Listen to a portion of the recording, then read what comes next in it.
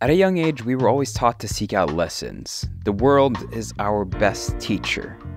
During reading exercises, we were often asked about the moral of the story. Sometimes the lessons were obvious. They hit you like a proverbial apple from a tree. But other times, regardless of how many minutes you spent staring at an equation, you could never figure out x. But you remain determined. As you grow older and perhaps a little more jaded, it becomes easier to ignore, suppress, and ultimately forget about those problems. Yet whether we are willing to admit it or not, there are still lessons to be learned. We traveled around Central Visayas feeling at ease with the beautiful stories and people we encountered, but if we're being honest, the opposite was true. These stories kind of found us, and now we're laying them out for you. Cards on the table. They're in your hands now. Deal?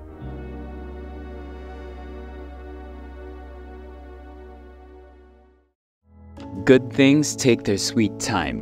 We realized this while we were filming landang, a traditional Filipino ingredient native to the Central Visayas with a chewy texture reminiscent of sago or tapioca. Extracted from the buri palm, which blooms only once near the end of its life, landang is prepared manually and with great effort. As a result, it has become a treasured component in the region's heirloom desserts.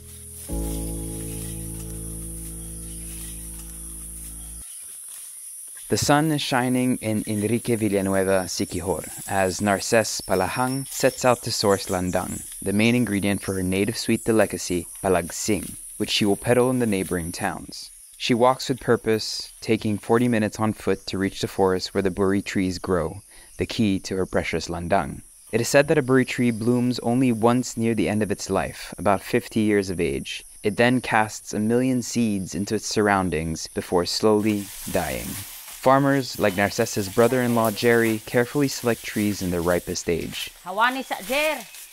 They cut the trees down and chop the trunks into manageable pieces, beginning the laborious process of making natok or buri flour, which is then used to create landang.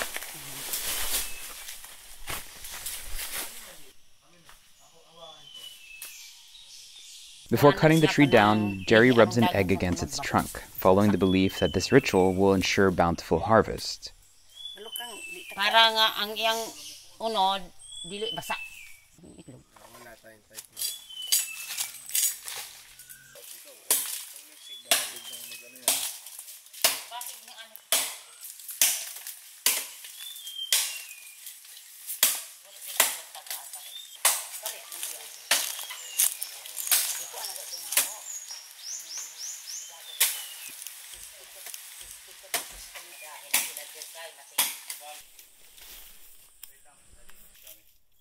Jerry systematically cuts down the tree with his bolo, applying his strength, patience, and technique to the task.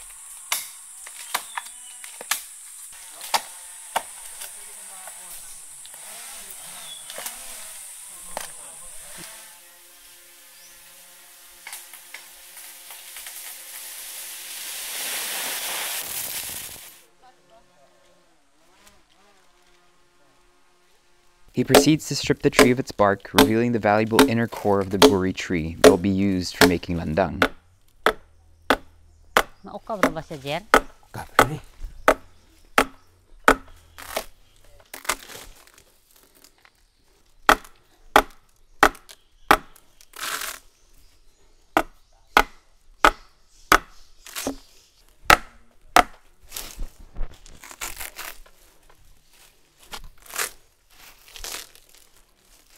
Igor ra gana Jer.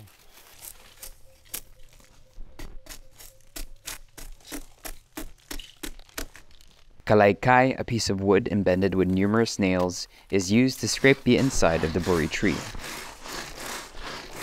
Asa naman ko sa hipon ta. Aw ka tin duha.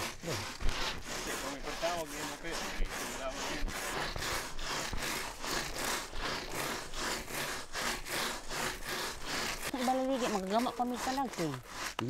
Gamay ray ko anon.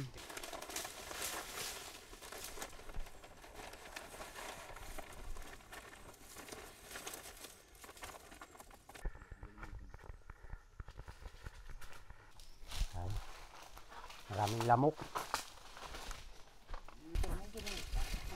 After the strenuous task, Narces and her companion return home. Yet an even longer process is about to begin.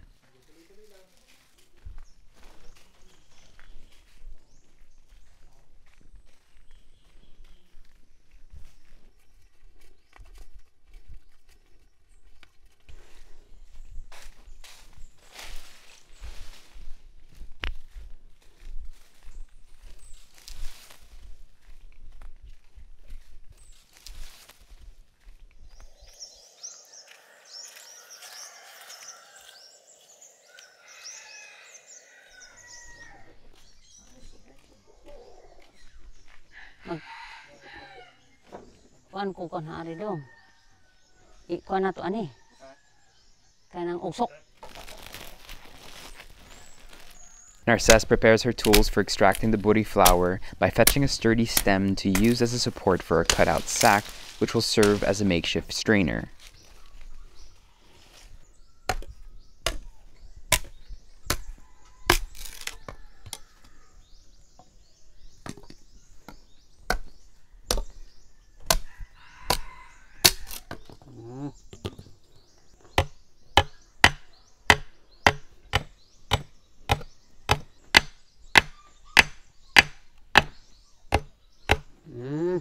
Tama na. Kuan naman tios mo na iyan.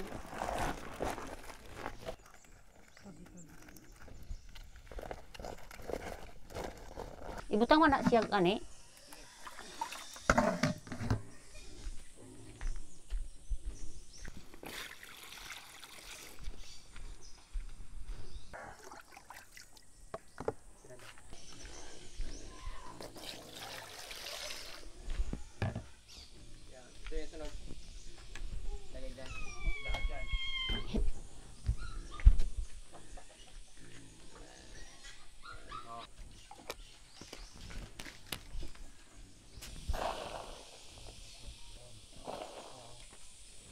The extract is washed thoroughly to remove dirt and sediment.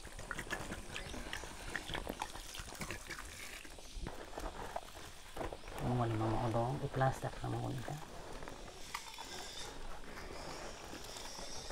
Magadula. Magtagod paglubi, magkasagol pa. Magpako. Tagol pa kanito. Tagod pa paglubi.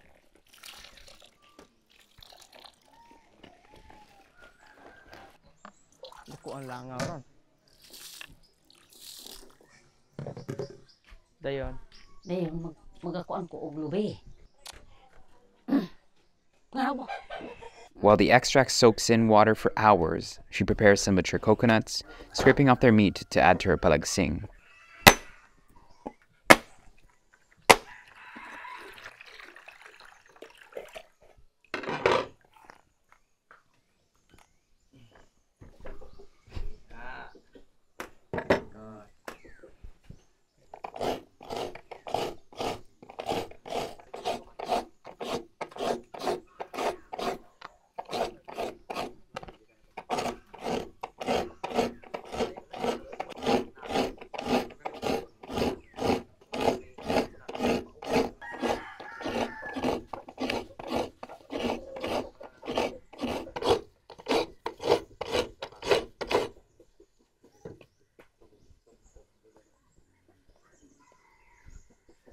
After a few hours, they discard the water and wash the extract again until it runs white or light tan.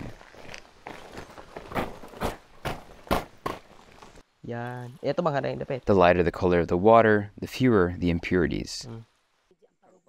A slippery white substance forms at the bottom of the basin where the buri extract once was. Narcisse scrapes it off and dries it in the sun.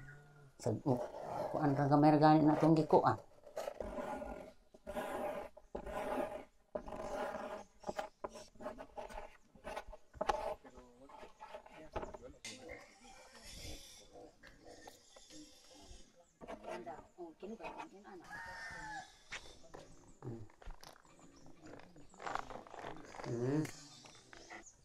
Dito. Naman ba sila na banoy balbal din he.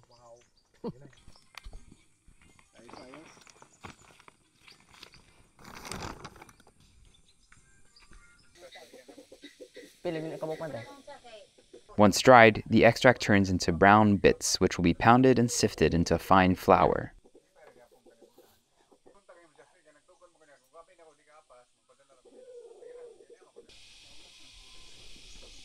In the kitchen, she starts making palagsing using the landang. She combines it with sugar and coconut meat.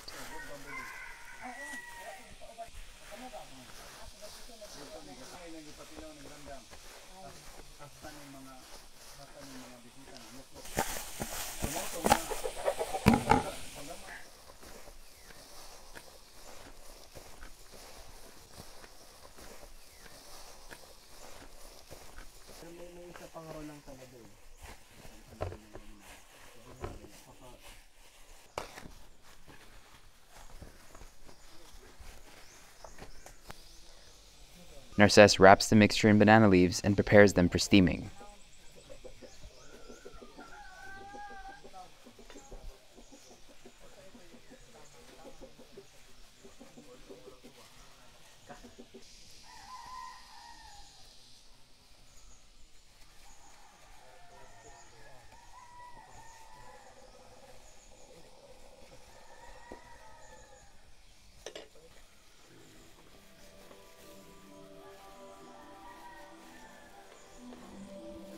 Di ba ni maluto kay kulag lubi?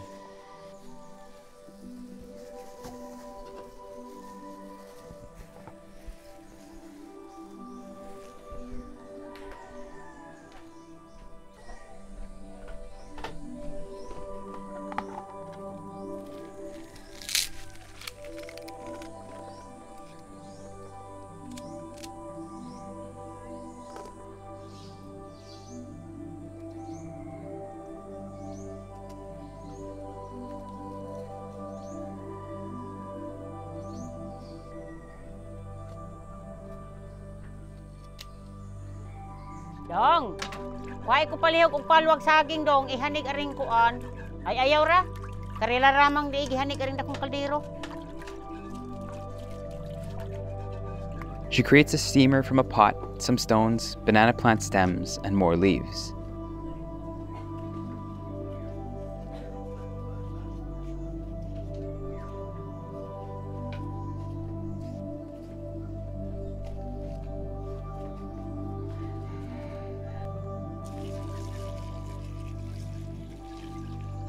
Tama na.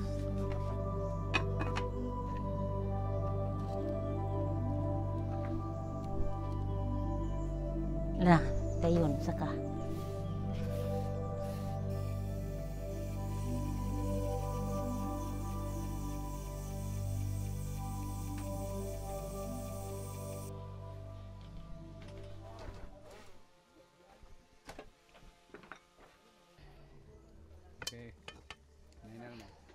After a few minutes, the palagsing, similar to landang budbud or suman for the Tagalogs, is ready. The entire process of producing landang takes 5 to 7 days. Mga unta ninyong palagsing. We were lucky to try her palagsing and experience the chewy landang, but not everyone gets that chance. Landang's future is at risk as buri forests are cleared for new developments. Since these palms grow wild, take decades to mature, and only flower once before being used for landang, this heirloom ingredient faces an uncertain future. This could eventually just become another food memory.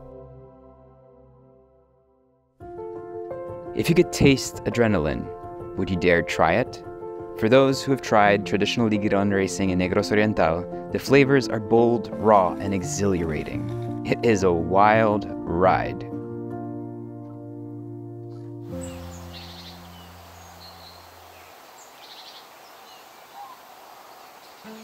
In the town of Lunga, Valencia, the community eagerly prepares for the Ligiron race. Ligiron, named after the Visayan word ligid, which means to roll, has become an integral part of the town's identity. Originally used by farmers to help in their daily chores, it is now celebrated as a sport, and locals, especially Nikki, Ligiron's biggest advocate, races against the odds to preserve it as a living tradition.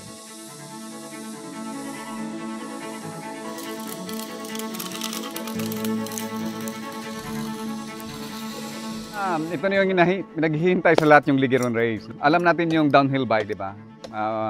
Kung sino yung maliit na oras na makarating doon sa finishing line, siya yung manalo. So, i-release sila doon sa taas, may timer tayo.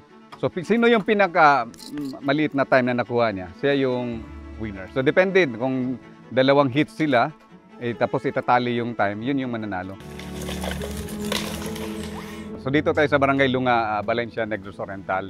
Ilang, tinatansya mo, ilang kilometro yung tatakbuhin mo yun? Ay, hindi naman naabot ng kilometro siguro, mga half kilometer siguro. Ito, kasi bagong bukas ito na road, barangay road. So, hindi pa naman na semento kasi ang Ligiron ay ginagawa naming race, hindi po doon sa may sementado na daan. Doon talaga sa ganitong rough road. Very organic siya, gawa lang ng mga scrap na mga kahoy niyan. Pati yung gulong, lahat. Tapos pinapakita din gaano katiba yung kawayan. Kasi yung kawayan serve as suspension. Kumbaga pag jump yan, magpe-flex lang yan. Yung comparison, mas safe siya compared doon sa motor race o kaya yung downhill bike. Kasi yung puwet mo malapit lang sa lupa. Probinsya ng Negros Oriental namin ay napaka-diverse po. Aside sa mga bite ng mga tao, buhay pa rin yung nature namin. Dahil ang mga tao dito ay namumuhay din sa bukid, pagsasaka. Kaya naipasama din yung Ligiron doon. Kung baka tingnan natin yung Ligiron, sa pagkaalam ko ay mga early 60s ginagamit na ng mga farmer dito para to deliver their farm produce down to the market.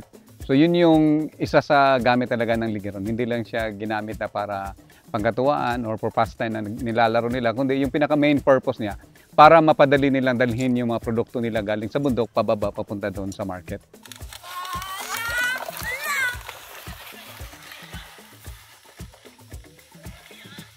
Ang Ligiron naman ay apat yung gulong, para siyang luge, no? Parang apat yung gulong niya, pero literally foot brake, no? yung pampreno mo.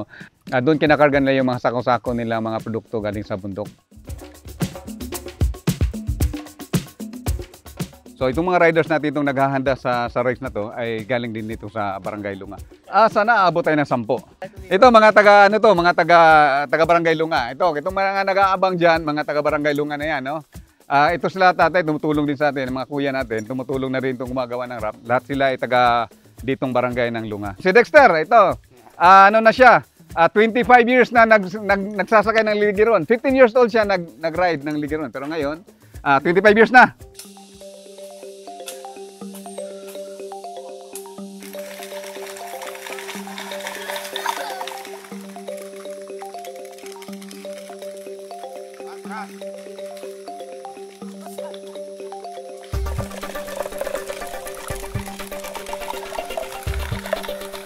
Ito yung pinaka-master ng Ligiron, no?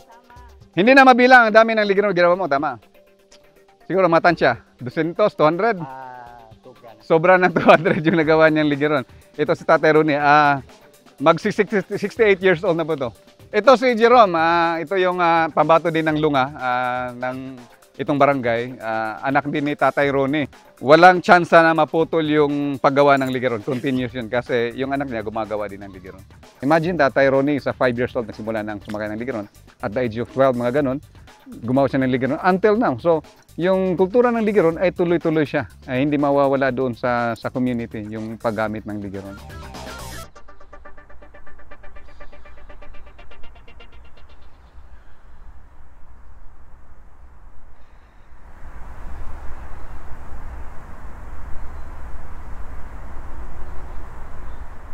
Yung mga kapatid ko pumanaw na sa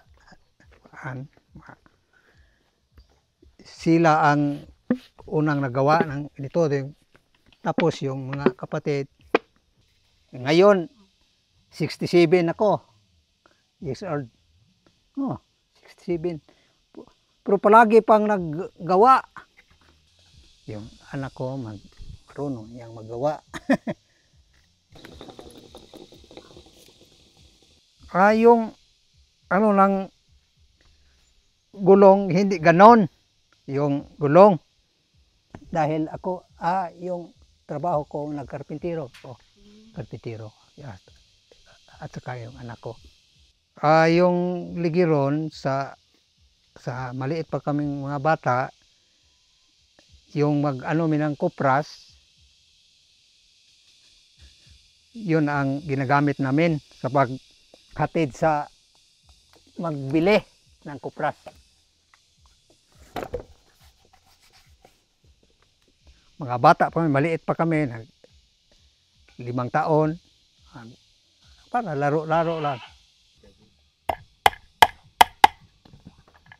Ganun, no? Yan.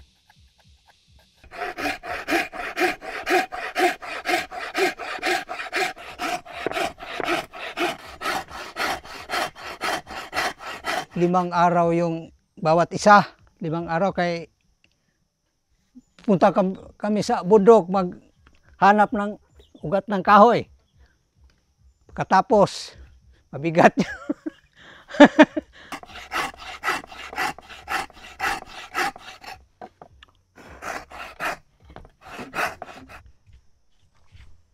Bunso namin, dili na makakuan sila sa ligiron.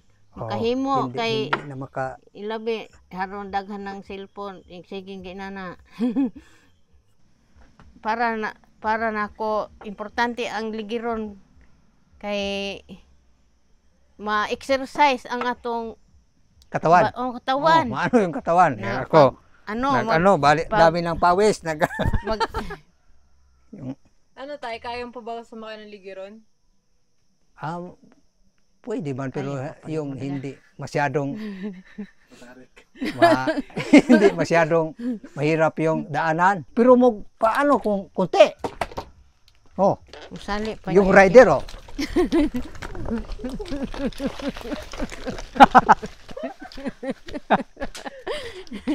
Mabilis.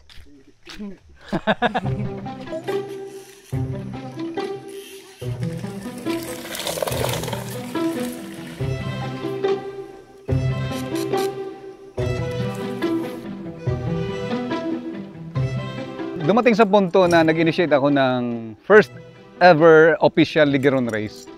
Nung palagi akong umakyat dito sa Valencia, may community akong pinuntahan lagi yung sa Bungbong na mga bata ay laging naglalaro, naglalaro lang ng ligiron. Nakikita ko yung mga bata naglalaro, wala lang, pangkatuwaan. Minsan, yung parang Ghost Rider, naglalagay ng apoy doon sa ramp nila, nagde-jump. Tapos, may dumating na ginawang National Downhill Bike Competition. May mga gold medalist din kami dito, mga downhill bikers.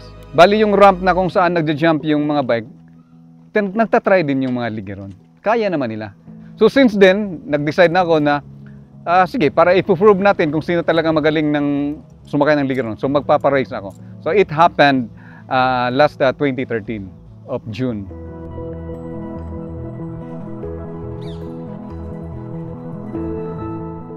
Ang gusto ko kasi mangyari sa formal race ng ligiron na yun, so personal crusade ko po yun na buhayin uli yung ligiron. So nagtap lang ako ng mga kaibigan ko na makatulong sa akin, like si kapatid Victor Bagsit, tumutulong paggawa ng trophy, si Paul Bensi Florendo, ay isa namang photographer, videographer. Nagpadala din ako ng sulat ng Red Cross para magpadala ako ng medical team para at least may naka-standby kung in case na may mga injury na mangyari doon sa mga riders. Kaya may dinidevelop akong prototype na coconut shell. Kinanggal ko lang yung shell niya, half na lang, na full face at saka half face para magbigay lang inspirasyon ng bata, baka gagayahin nila. Okay, so hanggang nag-meet up kami ng tourism officer, nakiusap naman sa akin na sila na yung magdala ng ligiron.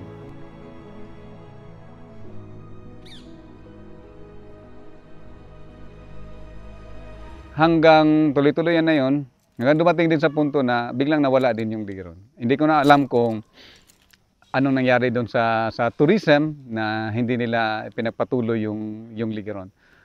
Nangyari, part ng Tiada Valencia, wala na yung race yung ligiron.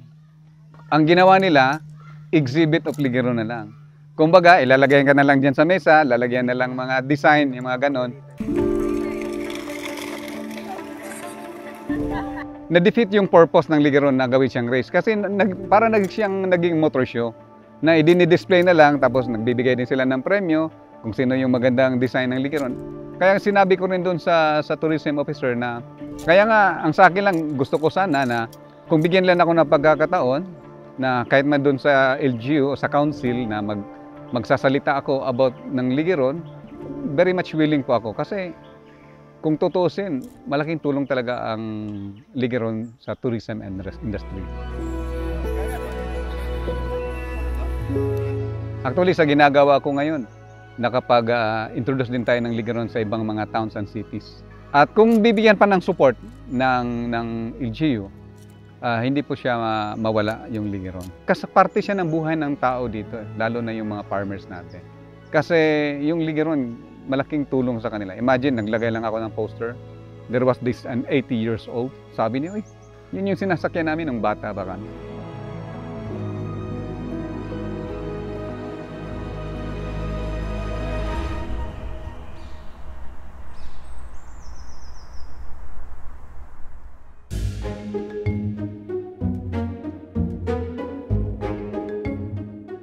Yung Ligeron sa labas, it's the giant Ligeron is made by Emmy and wife. So they're from Barangay Bongbong, and ginagamit talaga nila to bring their produce from sa bahay nila to the Sunday market. And when I saw yung giant Ligeron niya, so please can you make one for me? Kasi I want to put it in the shop just for people to question, ano to? Kasi when they question it, it gives me an opportunity to tell them what it is. And ito yung Ligeron. And then if you want, you can even play sa likod. I have 2 there sa likod. They can like play around. What I do here, together with my wife, is I try to bring back mga traditional toys. Kasi these are the toys we used to play when we were kids. So yun, yung mga things like this, yung mga luthang, shatong, stuff like that. In the little ways that I can, I'll try to make the trophies better. Parang ganun, para maengganyo sila. So maybe in the future they will try to get first place or something, kasi hopefully na maganda rin yung trophies para sa kanila. So and then using sustainable materials pa rin. One thing that was endearing to me is yung mga tao. When I associated myself with the likes of Nikki, Hersley, the other artists, we felt like a sense of responsibility to also contribute. So yun yung parang ano bang pwede magawa ko with the little skills that we have. So yeah, ito na yung ginagawa namin. Hopefully, it's also making a little impact sa mga craftsmen that we try to help.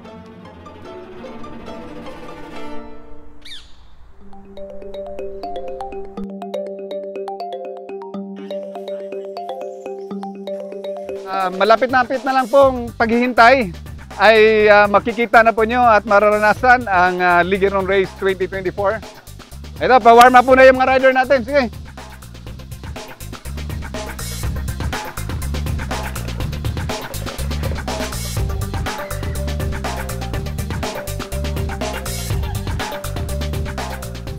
Ayan, magandang helmet yan. May Philippines pa. Okay ya. Mura maghapon. Oo. Dako mo kong ulo. Hindi kasya sa'yo. Hindi kasya. Okay ra ay.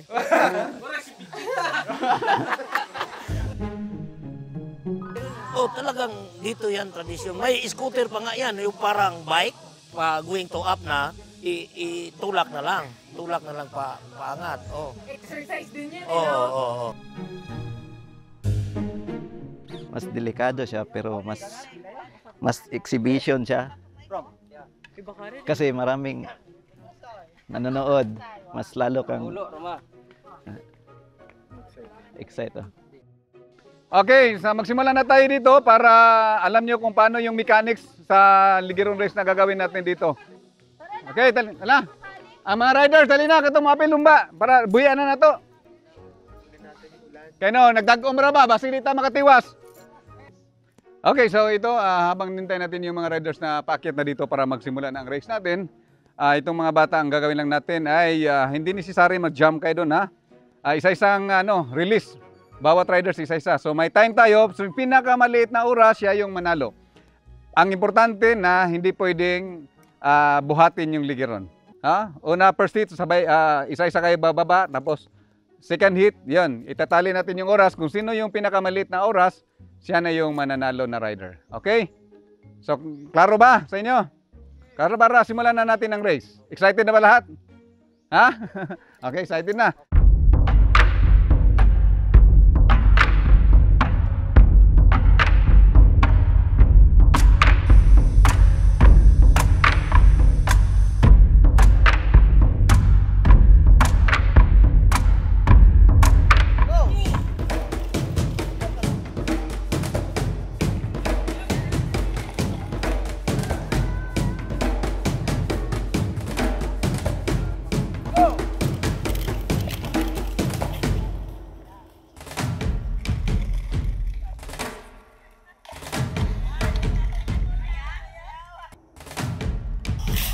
makaya parang kahit isang sakong simento.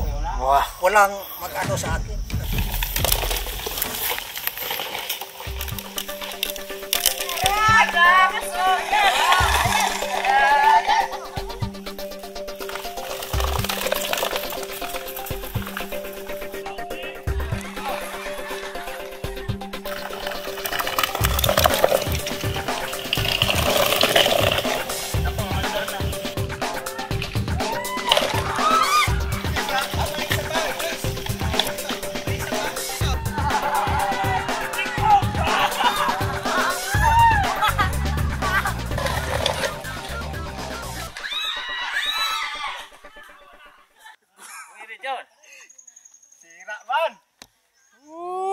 Okay naman yung first hit natin, no? Maganda naman pinakita ng mga riders natin.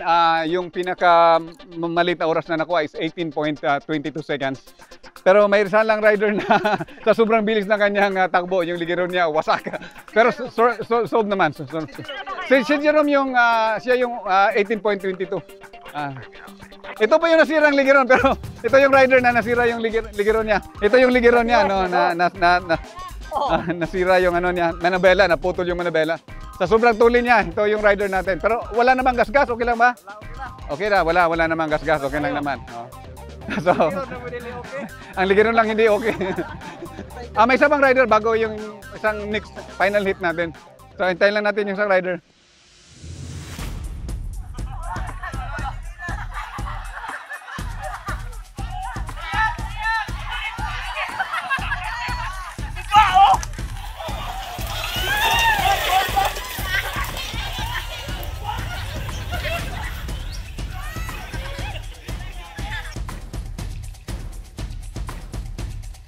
Natapos na natin yung first hit. Ang gagawin natin yung final hit naman, final lap. So itatali natin yung dalawang time na nakuha ng mga rider. Yun yung manalo. So yung nasirang ligiron, ano na yan, disqualified out na siya kasi. Pero gusto pa niya, baka okay naman ang ibang rider na ipahiran din yung ligiron nila. Kung okay lang, tapos na silang mag-race, bibigyan din natin ng chance. Okay, so pa-final hit na tayo.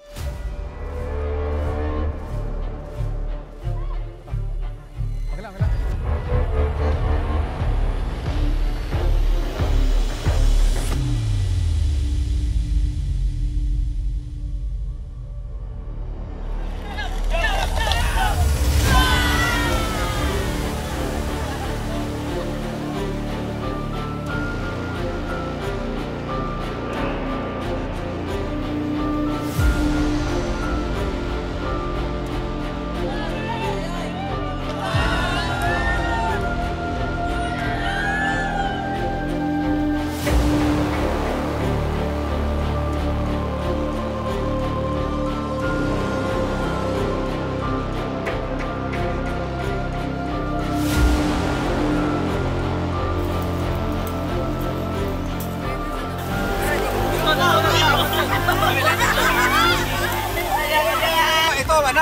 Pangdagdag aliw daw, parang Ghost Rider. So may aapoy, dyan sa may ramp, tapos lilipad yung rider.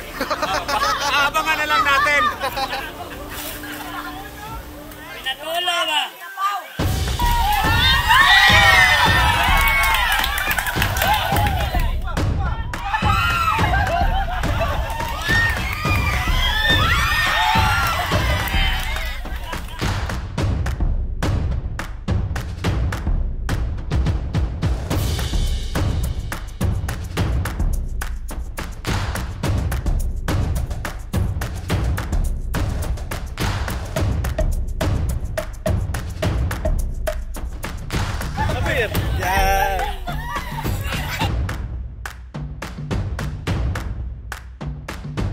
Magandang araw sa lahat. Unang-una, pasalamat tayo sa LGU ng Valencia at saka sa Tourism Office. Pero ito ay panimula pa lang. Sana ay tuloy-tuloy na ang ating gawing yearly Ligiron Race Competition.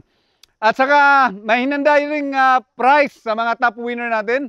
Marami ding salamat sa Subida Souvenir Shop kay kapatid Michael Alano na napakagandang trophy. Okay, papakita ko po sa inyo. Okay. Ito po ay gawa ng Subida Souvenir Shop and magbibigay din tayo para ng special prize. Highest jump. Sa highest jump. Wow! So our third placer, Sana si Michael. Ayan, ayan, natin na. Ang second placer natin goes to Dexter. Okay, si Dexter. Our winner, Jerome Dagoy. Sa highest jump, lahat ng mga tao ay naghiyawan. Naghiyawan sa kanyang pag-jump. Okay, ang nanalo ay... Okay.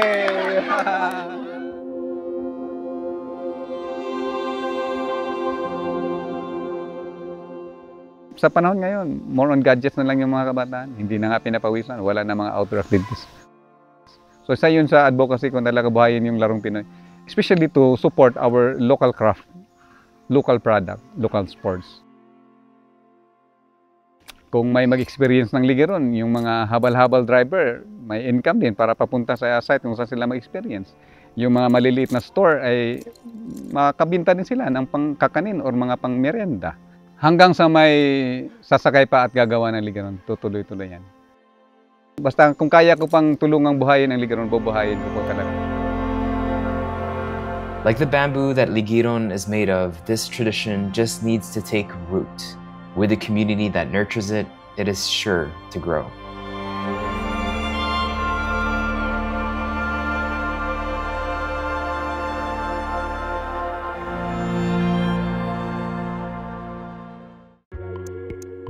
When a community unites for a common cause, nothing is impossible.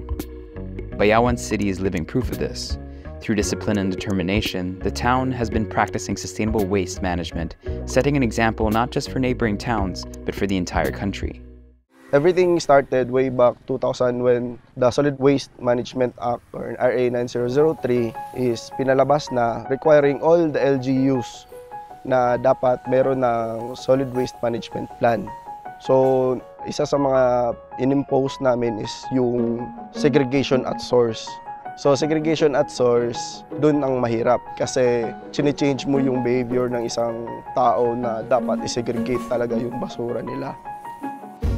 Having established a waste management system and ecology center in 2004, Bayawan City has become the envy of other towns and cities for fostering a culture of cleanliness, discipline, accountability, and deep concern for the environment. The city has been successful at implementing proper waste management for over 2 decades, with zero waste status within reach.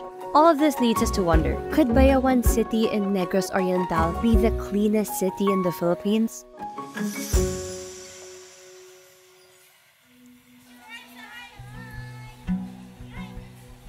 Isa po akong SWM enforcer dito po sa Bayawan City. Sinisigurado ko po na maayos po yung pagkokolekta na segregated.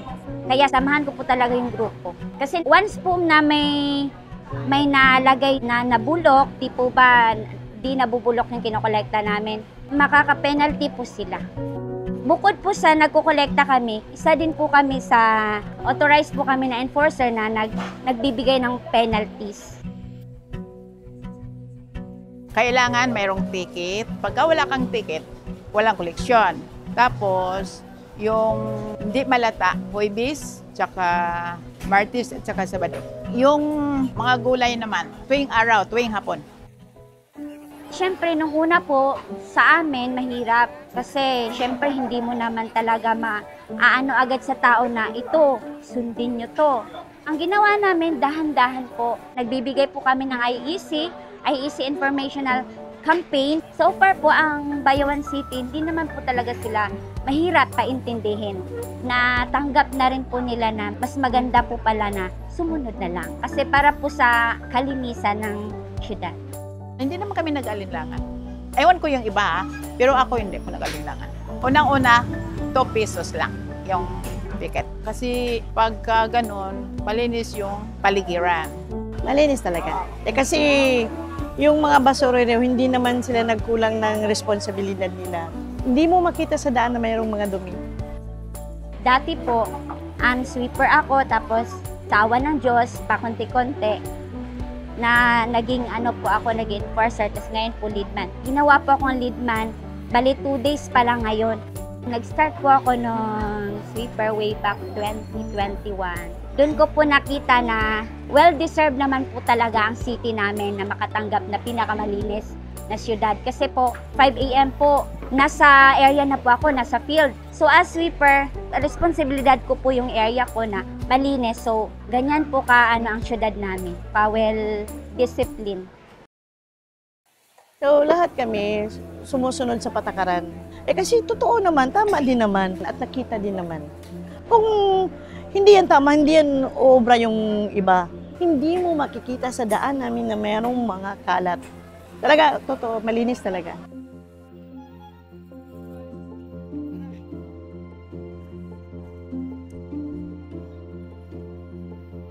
Daghan na ang patakaran sa bayawan nga mabuti mayo. Naay malata, naay dili malata, si Paritya ba? Mayo ang pang-gobyerno, mayo ang pang-dala ba? Okay rami sa amo ang panginabuhi, nga bisan ani, pero masaya rami ba? Ayo ang amo bang masahiro na mo, nga okay ra, makakaon mi adlaw-adlaw, sa among pamilya, okay kay sa mo, namin Ginoo, damon sa mo, okay ra.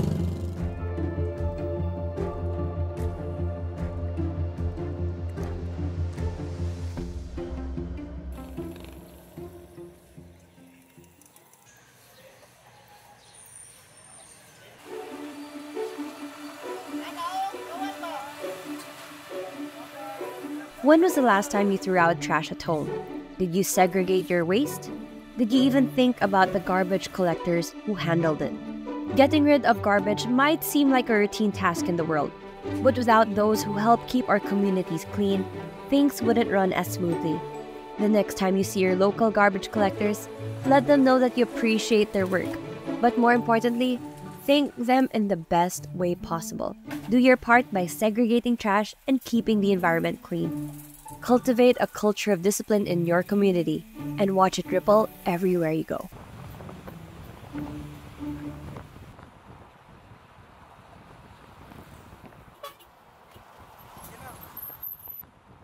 In 2006 din, nag-information education campaign kami sa mga tao dito na dito gagawan ng landfill.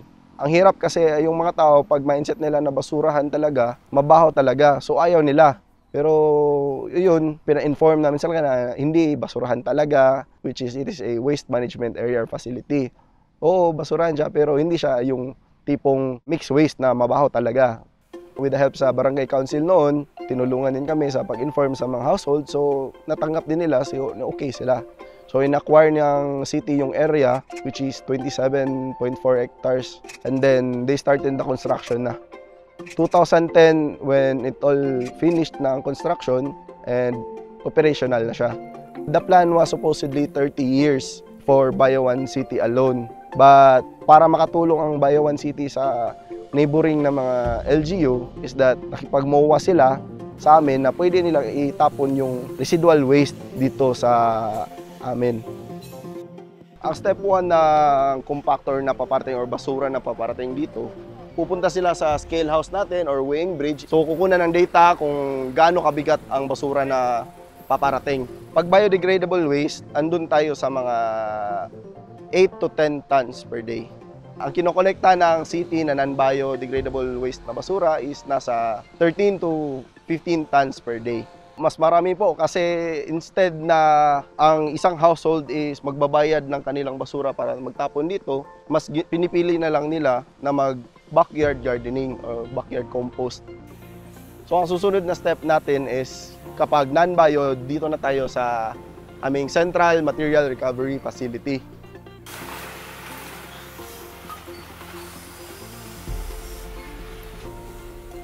Pagdating sa non-bio dito, sinesegregate pa din namin yung non-bio.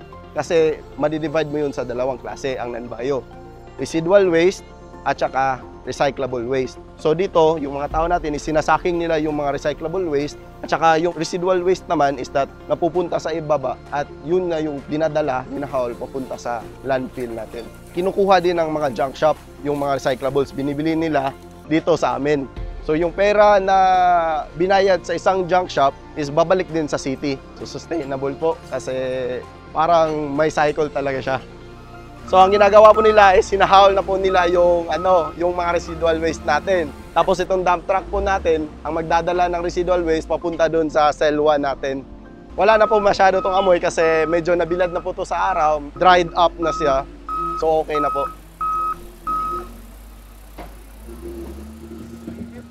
Andito na po tayo sa aming MRF para sa mga biodegradable. Ito po yung mga tinapon ng mga household dito.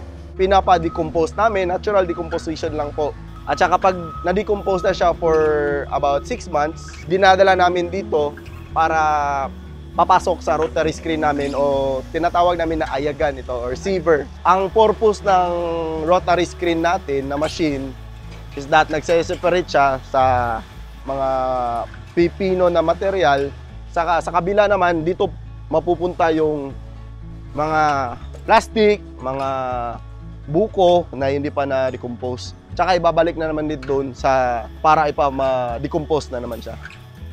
So, ito po ang isa sa mga storage area namin for glass bottles.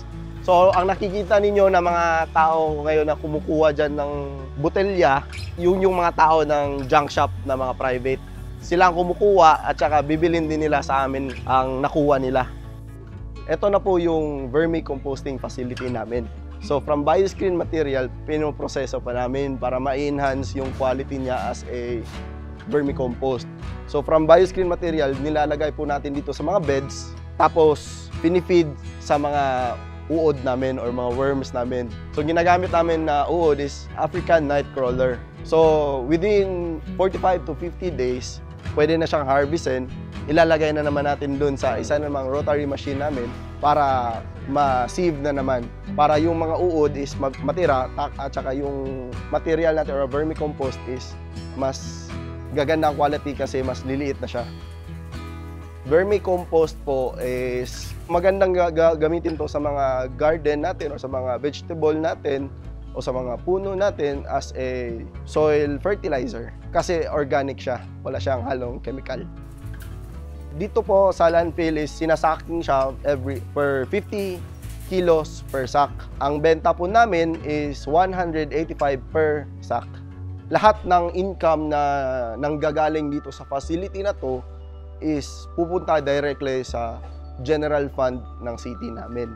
So, ang city namin is nagbabudget ng fund annually para sa operation and maintenance ng facility namin. Ito po, nandito na po tayo sa sanitary landfill cell number 1. Dito na po tinatapon yung residual. Ito pong mga plastic na to is, kung iintayin nating madurog to, it takes about 1,000 or more years pa bago siya madurog. At saka ang pagdurog niyan is that hindi natin nakikita pero nagiging microplastic na siya. So yung microplastics na po, yun po yung pumupunta na inhale natin sa katawan natin, nagka-cause ng mga sakit at saka na-inhale ng ibang mga hayop. Kaya one plan is to cover it, another plan is to reuse the plastics. Ito po is 6 meters deep. So, mag-i-increase din kami ng 6 or more meters pataas. Tsaka kakabera namin ng soil. Tapos doon, isa sa part sa mga plants, kaya malaki ang pag-acquire ng city ng area na to kasi hindi lang yun cell 1. Meron pa kaming proposed na cell 2, cell 3, 4, 5, and 6, so on. At saka hindi din doon mag-stop. Kasi once na meron na kaming yung pinoprocure namin na equipment na plastic molder, makakabawas talaga yun sa cell. Kasi instead na dun siya sa cell mag-stop, marireuse pa natin siya. Makukunan siya, magagawa siyang plastic chair or plastic tables na pwede nating ibigay sa other like schools na kinakailangan.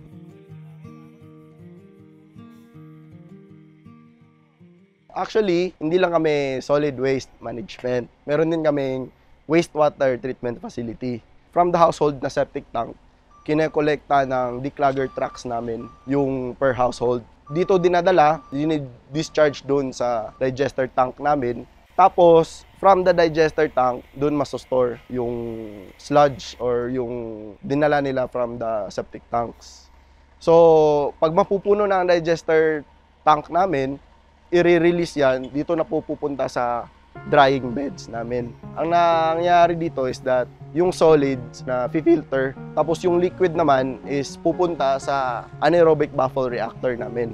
So sa anaerobic baffle reactor, ito yung isang chamber na may mga baffles. Tapos first in, first out. Ang unang pupunta na liquid is uunang lalabas din. In every division, more on liquid na siya, hindi na siya, wala na siyang solids.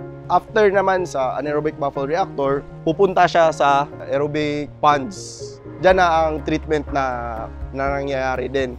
Ang ginagamit namin dito sa wastewater namin is natural treatment. Sunlight, aeration, yun ang pinaka-importante para sa pag-treat ng isang wastewater.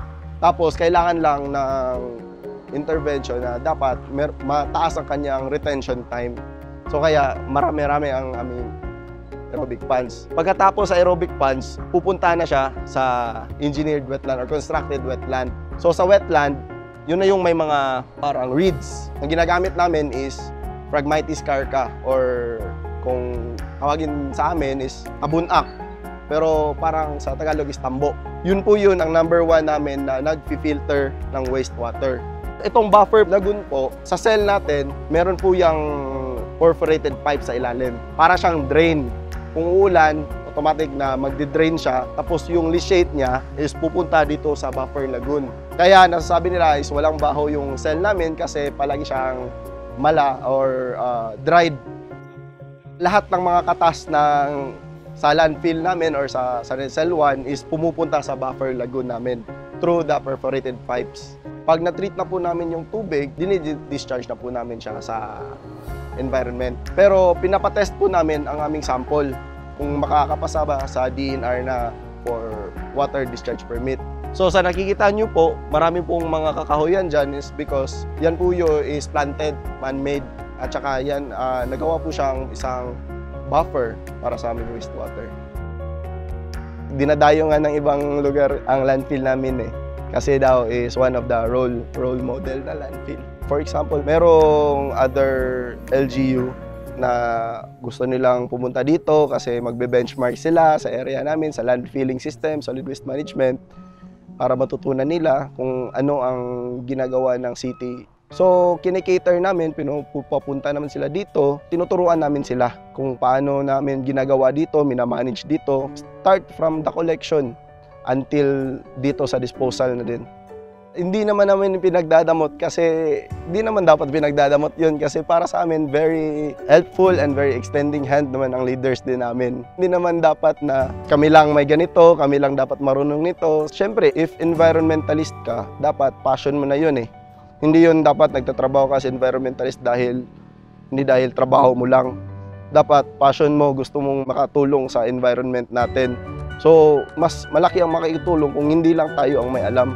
At least makatuturo tayo sa iba kung paano gawin lahat ito. So, mas malaki ang impact.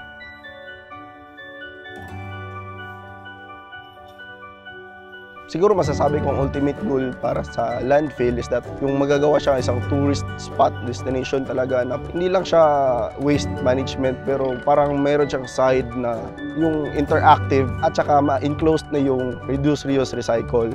Kasi dito sa landfilling is that na-stop na siya sa landfilling na. Doon na siya, wala na siyang use. So, para ma-reuse yun, kailangan ng instruments or equipments na para magamit natin. Yun yung target ng city namin na maging zero waste.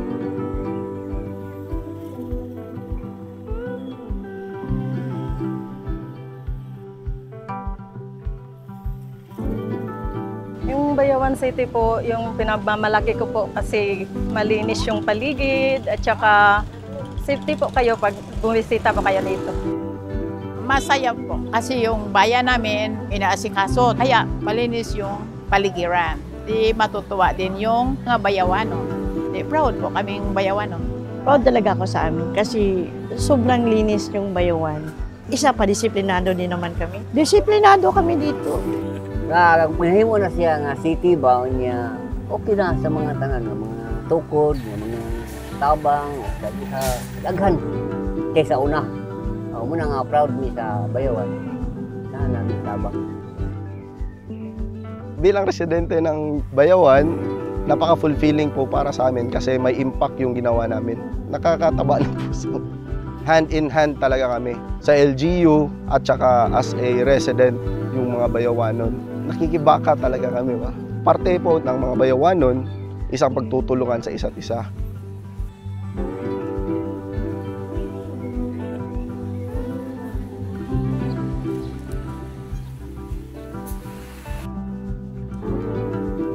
Meron kaming term na ginagamit yon, bayawanihan. The Bayawanian spirit is very alive dito sa Bayawan.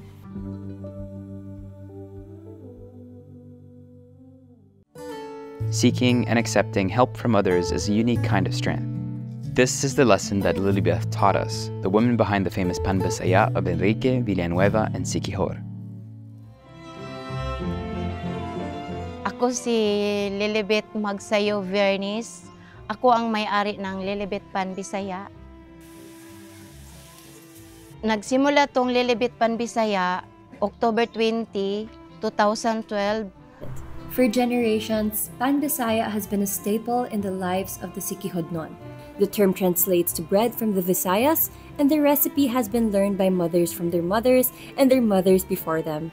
While there are several variations across the Visayas, Pan Bisaya is collectively considered as heritage food. Unlike typical breads that use yeast as a leavening agent, it relies on tuba, a fermented drink from coconut sap. Tapos, yung sa Pan Bisaya, mano-mano lang ang ginawa ko. Walang machine. Tapos, horno, hindi oven.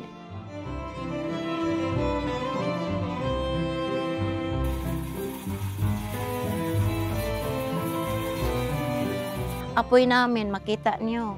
Panggatong ang namin ginamit. Auntie ko sa Maria, nagluto siya ng Pan Bisaya at saka torta. Pag may bisita siya, pinuntahan ako dito kasi yung tinapay ko at saka torta, yan ang i-present niya sa bisita niya kasi native yan. Sabi niya, ito ang i-present ko dahi kay Bisaya.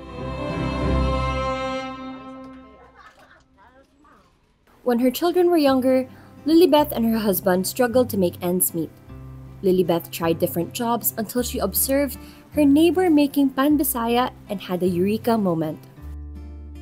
Sabi ko, magluto na lang ako ng Pan Bisaya. Tapos, nag-isip ko na paano ko to magawa ang Pan Bisaya. Una-una, nag-start ko ng 3 kilos. Brown sugar. Then, iodize. Then, margarine. Oil po. Then, kamay na.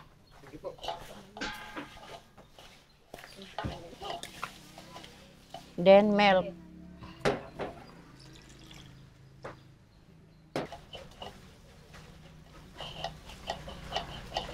Tapos, vanilla.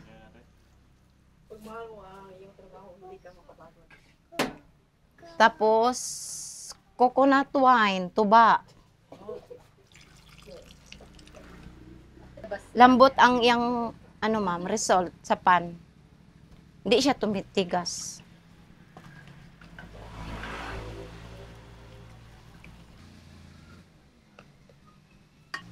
Then, water. Dati, ako lang isa. Kasama kong mga anak ko na 2 magtulong sa akin. Pero ngayon, 7 na kami. 7 lahat na ang tumulong sa akin. Gano'n na po kayo tagal kay Mami? Almost 5 years na din. Buo daw ang araw nila pag nakatikim ng Pan Bisaya. Sabi nila, hindi daw kumpleto. Pag umuwi sila, hindi makabili ng Pan Bisaya. Lilibeth's success is rooted in the hardship she overcame, much like her warm, deeply flavored breads, a testament to the resilience that shaped her journey from struggle to triumph. Una-una, yung asawa ko na matay kasi binaril noon. Sa Iligan pa kami nakatira. Pag tapos na siya na baril, punta kami ng Cotabato. Pagpunta namin ng Cotabato, sobrang kahirap namin doon. Sobrang kahirap. Kawawa naman ang mga anak ko doon. Tapos naisip kong umuwi ako dito sa Siquijor. After her husband's death, life became even harder. Driven by her desire to provide for her children, the family moved from Cebu to Iligan to Kidapawan. Lilibeth sold food and did odd jobs until she decided to return to her hometown in Siquijor.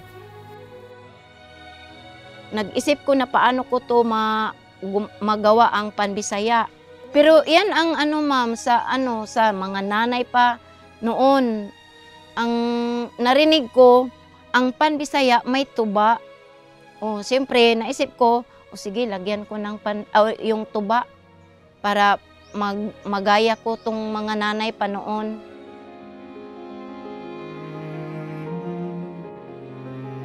Pagpunta ko doon sa Paglaom Co-op, ma'am, 3,000 lang ang umpisa. Then, nakita nila na ang hiniram ko, siyempre, nakita nila ang sikap ko na, kaya dapat tulungan natin si Lilibeth kasi napatuloy-patuloy ang niya, negosyo. Ako ang napili ng negosyong tatak sa Paglaom Co-op. Doon ako nakadawat ng awarding. Una-una, ma'am, doon pa ako sa bahay namin. Tapos, ang dami nang naghanap sa akin na Panbisaya. Saan na to si Lilibeth Panbisaya? Sumikat ka na. Tapos, naisip ko, ma'am, nang mag-display ako sa highway. Lilibeth's Panbisaya business grew, but not without challenges. She had to move her bakery 3 times. First from the roadside, then to a borrowed space. Her current location by the beach, however, has an interesting story of its own.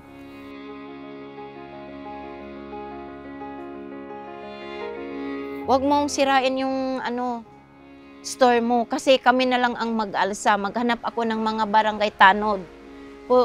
Saan natin paagi ang store ko? Sabi niya, doon na lang tayo sa dagat, parang di disturbo ang highway.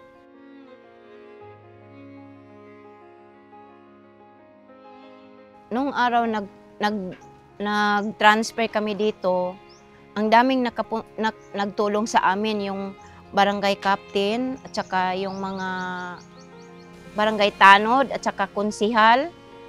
Then iba pang kapitbahay namin doon. Yung mga babae nang nagtulong sa akin, papunta sila dito, paalsa ng mga namin, gamit. Nag-iyak. Sobrang awa nila sa akin. Iyak sila talaga. Iyak. Sobrang iyak. Masakit. Ang naisip ko, ma'am, parang tumawa, parang mag-iyak sa ginawa nila sa akin. Hanggang ngayon, ma'am, kahit kung anong problema ko dito, ma'am, pakinggan, sabi nila, huwag kayong tumawag lang ka sa amin. Walang problema. Hindi ko naisip, ma'am, na sobra kadami magpunta dito sa akin magtulong.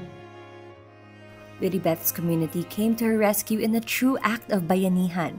About 22 men literally carried her store, while the woman carried her other belongings, walking nearly 100 meters to rebuild it at its current location.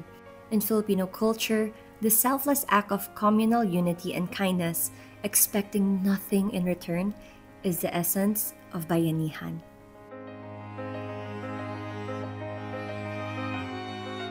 Yung mga ibang tao, sabi nila, hindi naman makatapos yung anak mo kasi nagluto lang ka ng Panbisaya.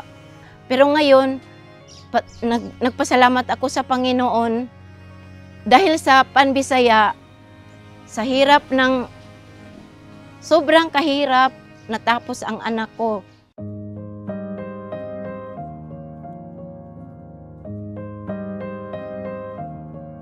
Masasabi ko from the start talaga, sumikap siya na makapagtapos ako, ganun, mga pangangailangan ko, mga gusto kong gawin, mga ganyan, sinusuportahan niya ako. Mahal niya kami lahat, yan, magkakapatid. Yung parang focus lang talaga siya sa goal niya na sisikat tayo, ganun. Ano natin to, ma-achieve natin to, ganun. Kailangan kong sumikap para din tumulong dito. Isa na din yun. Gusto ko, mas lumaki pa to. Gusto ko magkaroon ng ibang branch, mga ganun. Then, yan ang nag-umpisa. Nandito ako sa highway. Dami nang dumadaan na mga turista.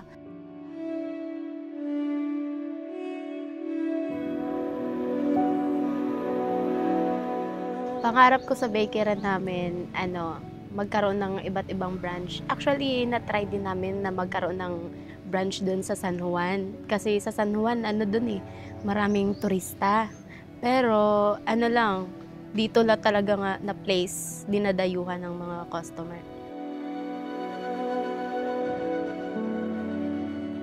Bakit tingin niyo mahal na mahal kayo ng mga tao?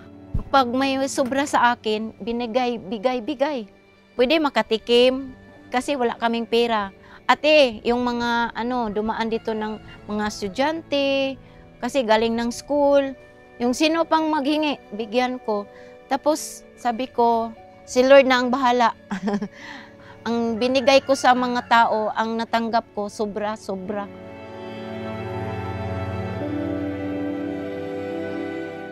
Noon, maliit pa, pero ngayon, medyo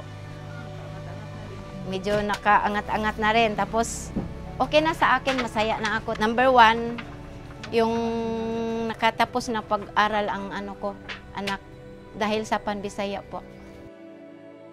Sobrang proud po. Sobra talaga. Kasi di namin inakalang maging ganito.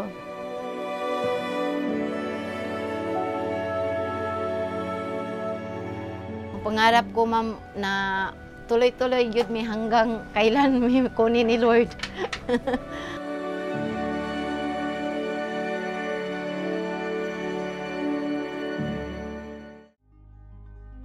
Just as Lilibeth strives to preserve the time-honored recipe of Panbisaya, conservationist Tatay Ite has devoted his life to saving endemic and native trees in his town.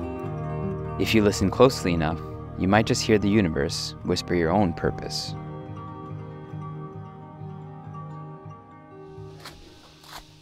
Rene Vendiola, or Tatay Ite as he is fondly called, used to be a hunter and a Kaingan farmer, clearing and burning forests to cultivate crops. While this method provided substantial income, it destroyed flora and pushed some species to the brink of extinction. Fast forward to today, he has transformed into a conservationist protecting the environment and wildlife by nurturing a forest of endemic and endangered trees in his 1-hectare backyard that he now calls Liptong Woodland.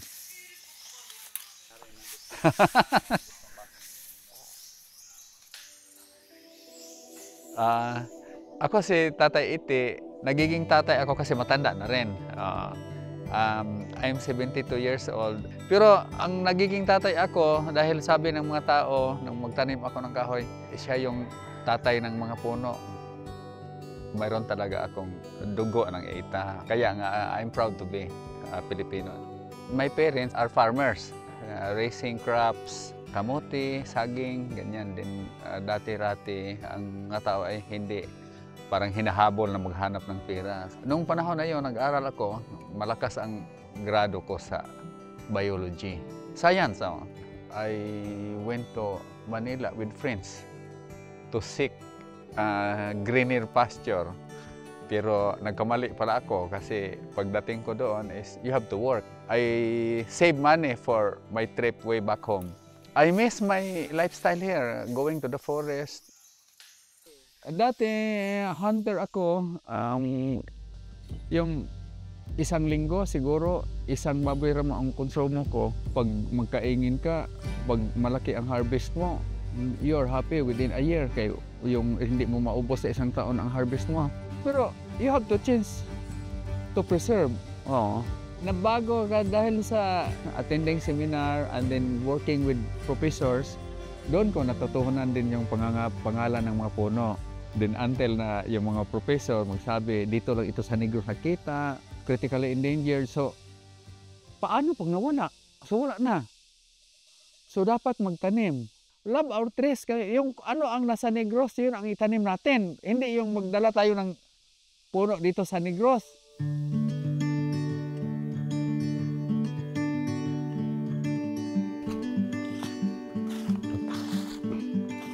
Dito ko tinanim yung mga critically endangered na mga puno, yung pala malapit ng maubos. So dito sila ngayon, happy, and then this will provide seedlings para dumami pa sila ulit. Ito yung liptong tree. Native siya sa atin, Palacium sorsogonense. Sa sorsogon siya na-identify. Very matibay, can stand against super typhoon. Yung barangay namin, pinangalan sa punong ito, pero mahirap na maghanap ng liptong everywhere. So, tinanim ko na. This is Lawaang Bagtikan, Parasyoria Malaanunan. Noon, yung mga malalaking ilog, umabot ang 100 meters to cross. Ito yung ginagamit. Kay tatayo ito hanggang more than 100 meters tall. Time will come that this will be the tallest tree in Negros. Ito yung Sinjiber, luya pa rin. Marami ito sa mga tabing ilog. Yung mga ibon, pag sa tanghali na dito sila umiinom, na may tubig yan. Oh. Dati-rati, wala pang sili ang Philippines. Kasi ang chili natin is introduced from Central America. So ito yung ginagamit nating chili. Oh, ito yung bunga. Oh, pwede makain. So, it's hot, really.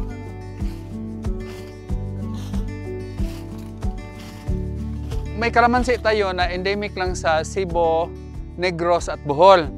So, critically endangered siya, very rare na. So, fortunate naman na nakita tayo ng isang puno na nakapagkuha tayo ng planting material. So, nandito siya ngayon. Siya ang pinakamabangong kalamansi. Problema lang, pag hinihiwa mo, kaunti lang ang Diyos. Pero very mabango sa mga kinilaw. Wow, sa biko, ay sus, ang bango. Ito yung bagong puno na nakita namin. Na-discover ko ito 2015, last El Nino.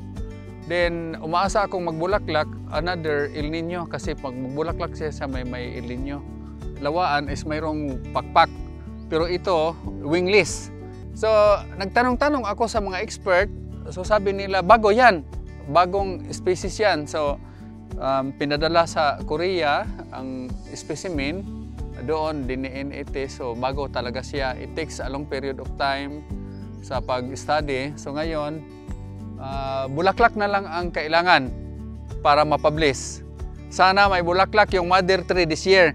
So, sana pag napublish ito, yung pangalan niya will be Schorria itenensis. Kasi yung tinanong, Tay, you give the name. So, I give the name Schorria mantiquelensis, kaya it came from mantiquel. So sabi na, hindi ganyan. Sila na nag-decide na supposed to be pag na-publish Schorria itenensis. Medyo masaya, pero ang pinakamasaya is natanim ko ulit. Kasi dalawa na lang puno na iwan. Mas masaya ako na buhay ito. Bahala na yung pangalan, na basta nandito yung puno.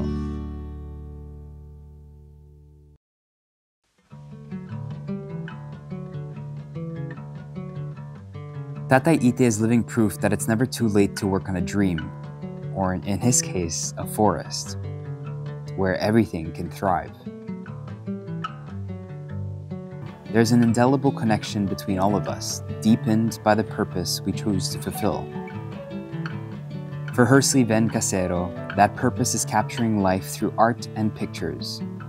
Born and raised in Dumaguete City, the town shaped his philosophy and sharpened his eye for capturing truths. As an artist and street photographer, his work has earned local and international recognition, but his true fulfillment lies in sharing his vision with the world.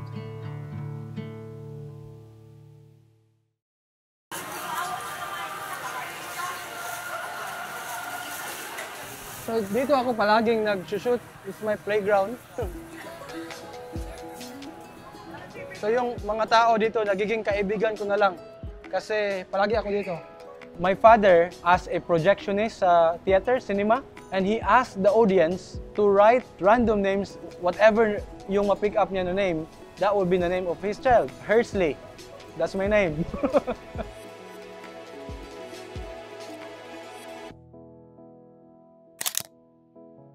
To be honest with you, my first love is painting. I used to draw and sketch on the soil.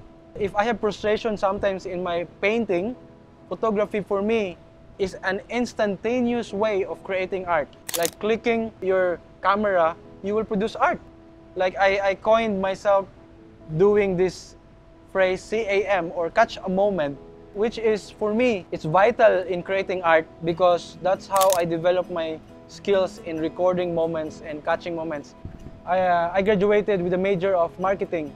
It's funny that after my graduation, I was recruited by the university to teach in the fine arts.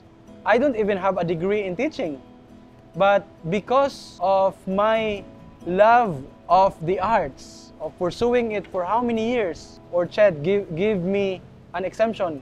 I'm officially connected with Foundation University. I'm a teacher in the Fine Arts Department teaching community art, studio art, and photography. So we're going to the university na sinasabi ko. I think kung ipupursue mo lang yung gusto mo, the universe will really provide. Diba? I'm a very, very universal believer. It's like the law of attraction. Yeah. Kahit ano yung mga iniisip mo ngayon or parang gusto mong i-achieve, kahit you will not achieve it now or tomorrow, but it's still there, you will be surprised one day like, oh my God, ayun na siya. Ayun na siya. Look, my name. I was BSc Marketing 2005. So this mural is actually one of my earliest mural project in the university. I was between first year to second year when I created the work. It depicts the history, a little hint of the history and how Foundation University is still progressing into this university that it is right now. I think I painted this one 2003. I signed it 2003. 20 years ago. Oh, 21 years ago. I'm revealing my age. If artists will just keep creating, nobody's appreciating, I think we all die, you know? We need another eye to appreciate our work. You know, someone will tap your shoulder, you're doing okay, you're fine. You're doing art is being brave and being courageous. May ginawang film dati yung kaibigan ko si Carmen Del Prado, Dumaguete Artist Haven. Because it is really a haven of artists where it will really nurture you as an individual, and Dumaguete seems to be the hub. Ito yung parang parang melting pot na a place for learning and discovering yourself. I really love documenting the people that I meet along the way. And this is the fun thing about photography. It's a very powerful tool. It's like a record of that history of time, and you will never ever repeat that. If I'm going to photograph you now, your smile is not the same as your smile 20 years from now. I think I already know that I want to become an artist. I want to pursue art as not just a career. It's my passion, it's my obsession. Art for me is like an oxygen. Without it, I think I will die.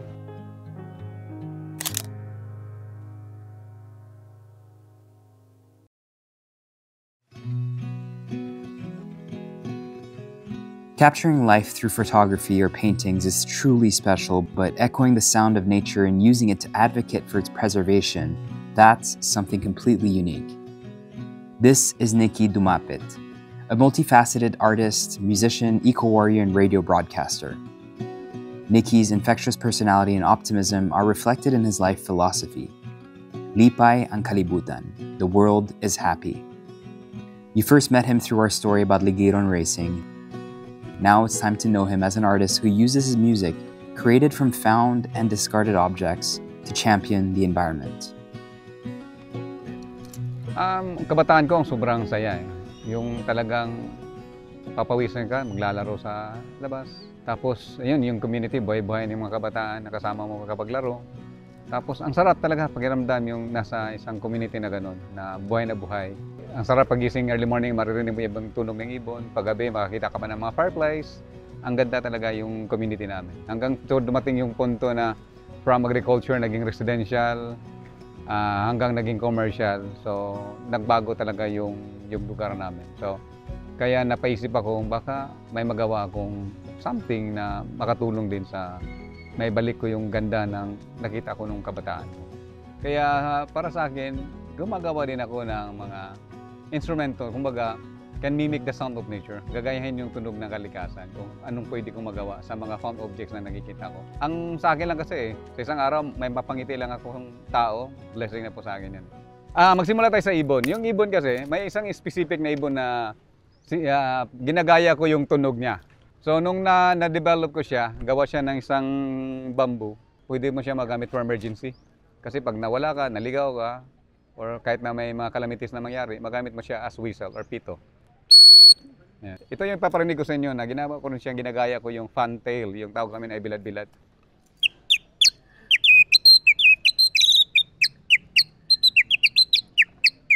Ayan. Binublow lang sa tubig, tapos mag-create siya ng tunog ibon. So simple lang, ginagaya kong tunog ng nature. Lalo na pag darating yung ulan, mas na-enjoy ko yung kulog. So ito yung ginagawa kong thunder maker instruments. Isi-shake mo lang siya, parang kulog din yung tunog niya. Napakaganda. At saka very siya, healing. Pagkatapos ng kulog, siyempre, bababa na yung ulan. So, napaka-relax di ba? Ayan. So, kaya siya-challenge ko rin yung mga parents na bigyan yung pagkakataon yung mga anak niyo maligo din sa ulan. Kasi nararanasan ninyo yung maligo ng ulan dati, di ba? Para ma-continue yung story, after ng thunder, after ng ulan, sige, aagos na rin yung tubig sa ilog. Ha? So, ito po ay mga gawa lamang ng mga sungay ng kambing. Kaya sabi ko sa kanila na alagaan natin ang ilog. Huwag natin tapunan ng basura, huwag tayong magkalat doon. Kasi nakakatulong sa community magpapainom ng kanilang mga hayop.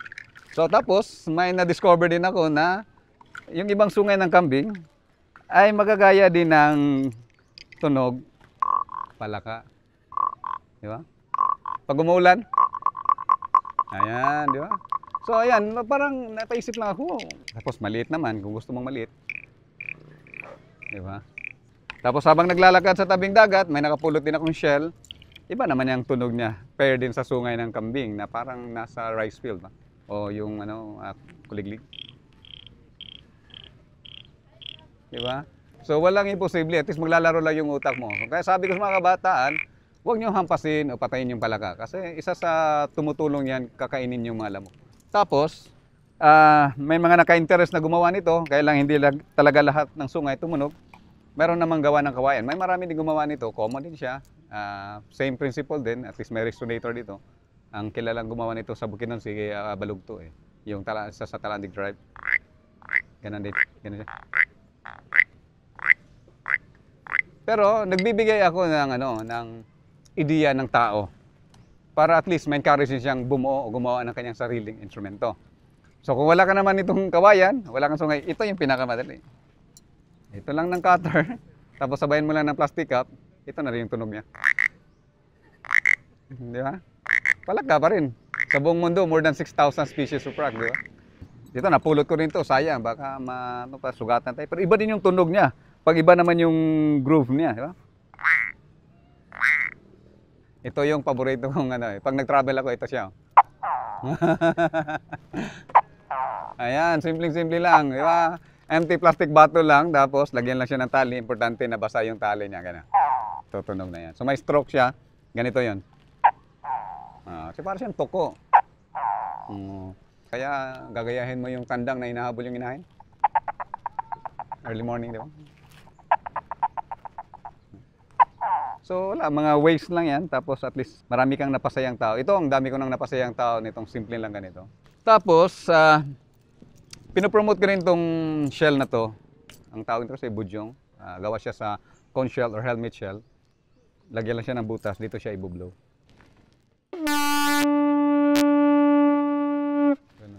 Ito naman ay tambuli. Common siya sa Northern Luzon. It's made of carabao horn. So, same principle with the budyong. Ibublow mo rin siya.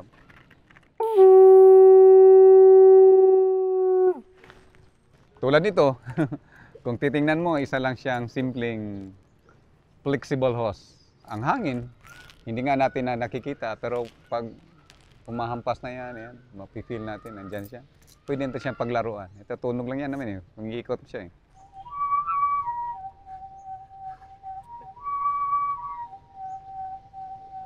So ang gagawin mo, igaganito mo lang siya. Parang sabi nila, parang may science Ang travel ng hangin. Pag ganyan siya, mahirap makapasok yung hangin, ang labas niya. Ganon. Pag ikot na yan, dali lang. Ayan.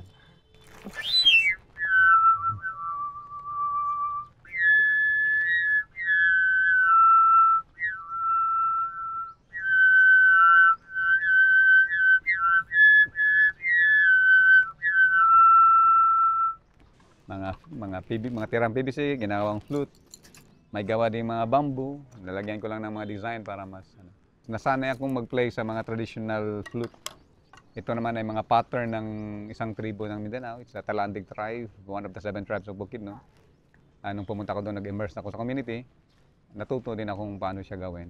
Tinuturo sa akin kung paano. Ang tawag nila ito ay hulag tube. Every time na may pumunta kami ng community, ako naman nagto-talk about yung pagpahalaga ng tunog ng kalikasan.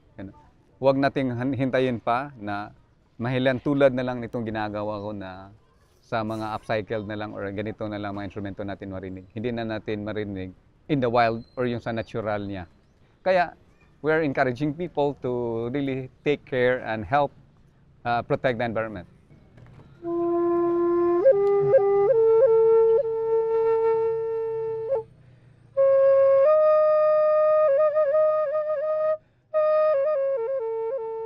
We work together in conserving our natural forest.